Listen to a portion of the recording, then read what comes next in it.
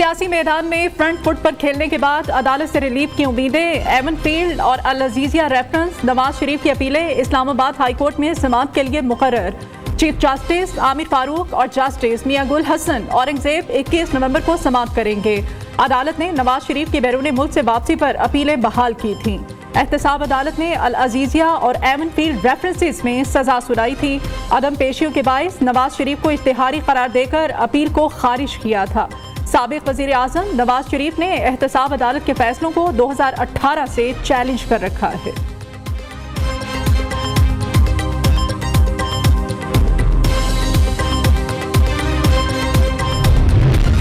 अगर 1990 वाला मोमेंटम जारी रहता तो आज 104 नहीं, आज रुपया शायद 50 रुपए का, डॉलर 50 रुपए का होता इस मुल्क में, शायद उससे भी कम होता। और फिर उसके यानी इसका मतलब ये नहीं कि एक्सपोर्टर को नुकसान होता, एक्सपोर्टर भी उसी हिसाब से उसी तनासब से कमा रहा होता। कोई अपना, और चीज़ें भी यहाँ सस्ती होती, महंगाई भी ना होती, इन्फ्लेशन भी ना होती, और मुल्क के गरीब आदमी भी सुख का सांस ले रहा होता, अमीर भी सुख का सांस ले रहा होता। सब यहाँ पर माशाल्लाह खुशहाली की तरफ आगे बढ़ रहे होते। मुस्तकबिल का मुआशी गेम प्लान। नवाज शरीफ अहताफ की जानी पड़ने लगे। लाहौर चैम्बर ऑफ कॉमर्स का सरप्राइज दौरा। ताजरों ने कायद नून लीग का पुरतपाक इस्तकबाल किया। नवाज शरीफ ने अपने अहदाफ पर खुलकर बात की। चैम्बर नुमाइंदों से तजावीज़ ली। इसहाक डार और मरियम नवाज भी मौजूद रहे। नवाज शरीफ ने मरियम नवाज को मुतारिफ करवाया। मुस्तकबिल के अहदाफ पर बात करते हुए मरियम नवाज के अहम किरदार की निशानदही भी की। इम्यूनिटी स्कीम की तजवीज़ से इत्तेफाक किया। खिताब ने कहा, बुरे हालात हमारे अपने फैसलों की वजह से पैदा हुए। ये कुल्हाड़ी हमने खुद अपने पैरों पर मारी, जिसके हवाले से मुल्क क्या, इसने मुआशी निज़ाम को तब्दील कर दिया। आज ये हालत हो गई है कि एक अरब डॉलर के लिए मोहताज हो गए हैं। इतनी महंगाई में अवाम कैसे जिंदा रहेंगे? कारोबार कैसे चलेगा? कौम को झूठे ख्वाब दिखाने का सिलसिला बंद करना होगा। हमारी बनाई हुई मुआशी पॉलिसियों को अपनाकर भारत ने तरक्की की। हमारे दौर की तरक्की और पॉलिसी जारी रहती तो डॉलर आज 40 या 50 रुपए का होता।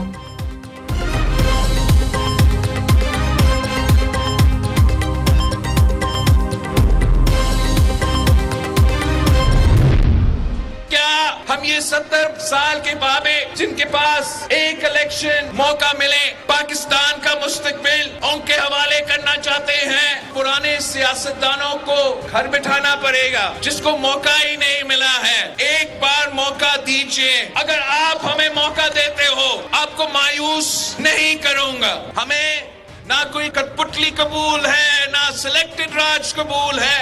लाडला अगर बनना है तो अवाम का लाडला बनना है। ये पुराना सियासत जिसने पाकिस्तान को 2018 में तबाह कर दिया, हम वही सियासत को फिर से कबूल नहीं करेंगे।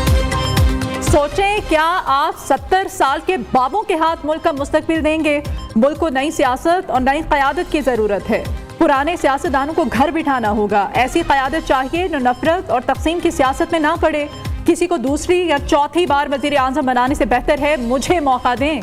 बिलावल भुट्टो की आवाम से अपील। सियासतदानों, हुक्मरानों, ब्यूरोक्रेसी को ज़मीनी हक़ाइक़ का कुछ इल्म नहीं।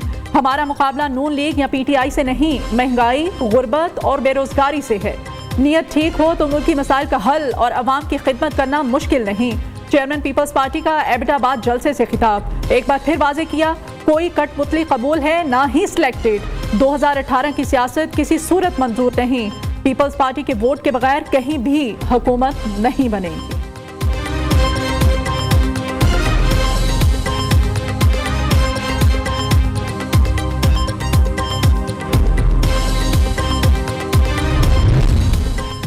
दो लाडले कौम पर मुसल्लत कर दिए गए हैं। शरीफ ब्रादरान पांव पकड़कर भी इलेक्शन नहीं जीत सकते। शहबाज शरीफ एंड कंपनी ने अवाम को महंगाई के दलदल में धकेला। मुझे किसी ने प्रेस कॉन्फ्रेंस के लिए नहीं कहा। चौधरी परवेज इलाही का एतराफ। कहते हैं PTI की मकबूलियत देखकर शरीफों ने दूसरे सूबों का रुख कर लिया है। बलोच सरदारों की अक्सरियत ने दोनों लाडलों को मुस्तरद कर दिया।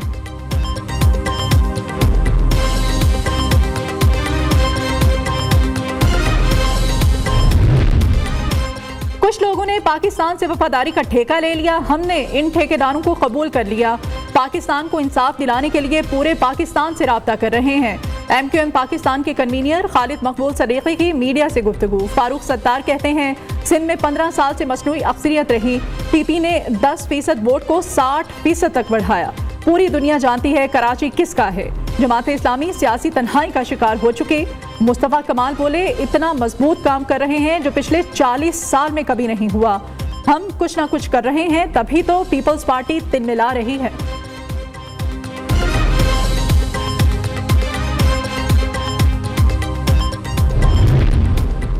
75 साल गुजर गए लेकिन हमने कभी अपना मुहासबा नहीं किया। अब हम थक चुके हैं। मुनाफिकाना किरदार की मजीद पैरवी करने को तैयार नहीं। अब नए जाविये से सोचना होगा। तनकीद की बजाय इस्लाह करना चाहते हैं। मौलाना फजल रहमान का जलसे से खिताब। कहते हैं मुल्क में मुआशी बदहाली अमन को तबाह कर दिया गया। जुल्म से रोकें और इंसाफ का कहीं तो कहा जाता है। तनकीद क्यों कर रहे हैं? जहां इज्जत व आबरू महफूज नहीं, वहां हुकूमत करने का कोई हक नहीं। बाप पार्टी और इलेक्टेबल्स की शमूलियत नून लीग के अंदर से ही मुखालफत में आवाजें उठने लगी। सेनेटर आसिफ करमानी ने कहा कि पावर पॉलिटिक्स ने पाकिस्तान को हमेशा नुकसान पहुंचाया। लोटों को टिकट देने से पार्टियों का अपना ही नुकसान होता है। सियासत के तकाजे बदल चुके हैं। अवाम पावर पॉलिटिक्स में दिलचस्पी नहीं रखती। इंतखाबात में यकसा मौके फराहम करना इलेक्शन कमीशन की जिम्मेदारी है।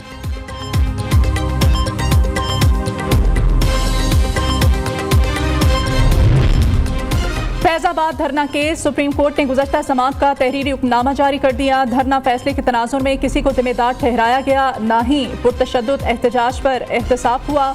नतीजे में कौम को 9 मई के वाक़यात देखने पड़े। केस को मुख्तलिफ हुकूमतों में 5 साल तक नज़रअंदाज किया। वफाकी हुकूमत ने अमल दरामद के लिए कमीशन बना दिया। माजी के 3 चीफ जस्टिस साहिबान ने नजरसानी दरखास्तें समाअत के लिए मुकर्रर करने के लिए कोई हिदायत नहीं दी, जिसकी वजह से अदालती फैसले पर अमल दरामद नहीं हुआ। हुक्मनामे में शेख रशीद की जानिब से नजरसानी दरखास्त वापस लेने पर हैरानी का इजहार भी किया गया। अदालत ने पूछा क्या शेख रशीद ने नजरसानी दरखास्त किसी के कहने पर दायर की? वकील ने जवाब दिया नजरसानी दरखास्त गलत फहमी की बिना पर दायर की गई है।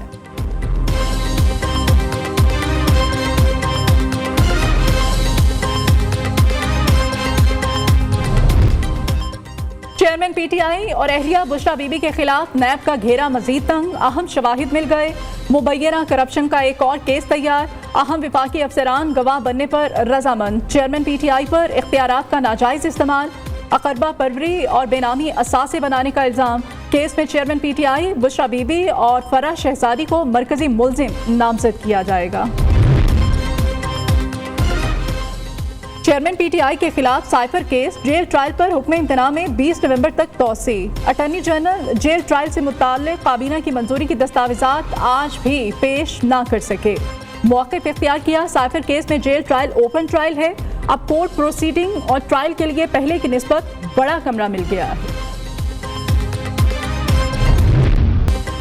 पाकिस्तान स्टॉक मार्केट तारीख की बुलंद तरीन सतह पर। 100 इंडेक्स पहली बार 57,000 पॉइंट्स की सतह अबूर कर गया। इंडेक्स 716 पॉइंट्स इजाफे से 57,397 पॉइंट्स पर बंद। IMF से मुआहदे के बाद डॉलर की कदर में कमी। इंटरबैंक में अमरीकी करेंसी 76 पैसे सस्ती होकर 287 रुपए 38 पैसे की हो गई।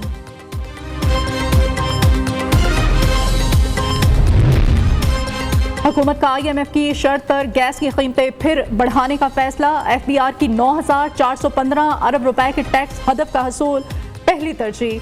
टैक्स महासिल में कोई शॉर्ट फॉल हुआ तो फिर इजाफी इक़दामात का सोचेंगे। निगरान वज़ीर ख़जाना शमशाद अख्तर कहती हैं रवा माली साल आलमी बैंक से 2 अरब डॉलर्स मिलने का इम्कान है। बरामदात में इजाफे और मकामी वसाइल पैदा करने तक IMF के साथ रहना ज़रूरी है। वक्त मिला तो IMF से नए प्रोग्राम पर भी बात करेंगे।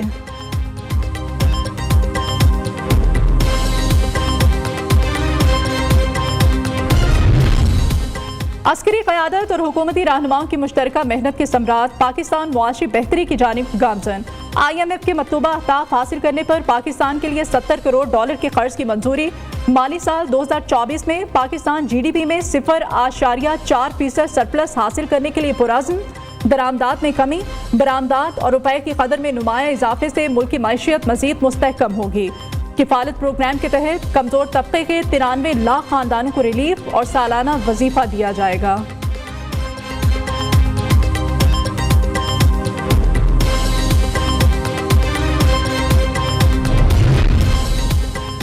10 तोले सोना 80,000 रुपए का। कराची DHA घर की कीमत 40 लाख रुपए। फर्नीचर सिर्फ 2 लाख का।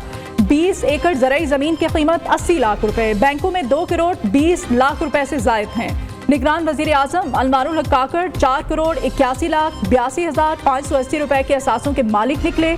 निगरान वज़ीर ख़जाना शमशाद अख्तर की असासों की तफसीलात सामने आ गईं। निगरान वज़ीर ख़जाना के पास 2 अरब 89 करोड़ रुपए के नया पाकिस्तान सर्टिफिकेट्स। बैंकों में 39,24,000 रुपए। कराची DHA में प्लॉट की कीमत 1,25,000 रुपए जाहिर की।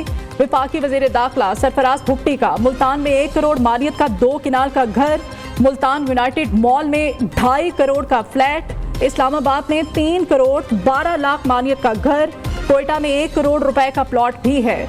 निगरान वफाकी वज़ीर इत्तलात मुर्तज़ा सुलंगी 2 करोड़ 32 लाख रुपए के असासों के मालिक हैं। अहलिया के इस्लामाबाद में 31 लाख मालियत के 2 घर हैं।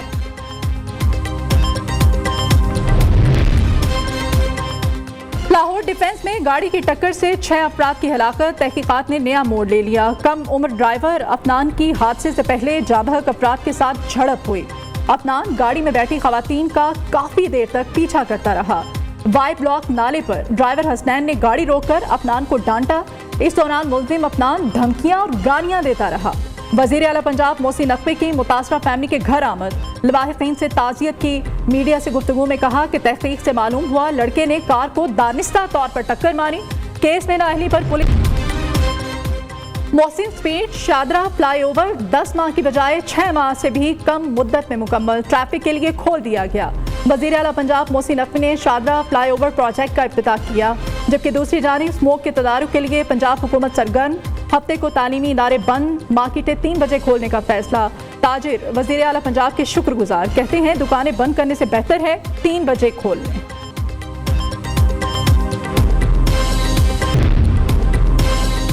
अमेरिका की विफाकी अपील्स कोर्ट में पाकिस्तानी शहरी अदील मंगी जज मुकर्रर हो गए।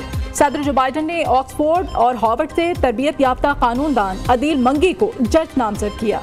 सेनेट की मंजूरी के बाद वो अमेरिकी तारीख में फेडरल अपील कोर्ट के पहले मुसलमान जज बन जाएंगे। 46 साल अदील मंगी का ताल्लुक कराची से है।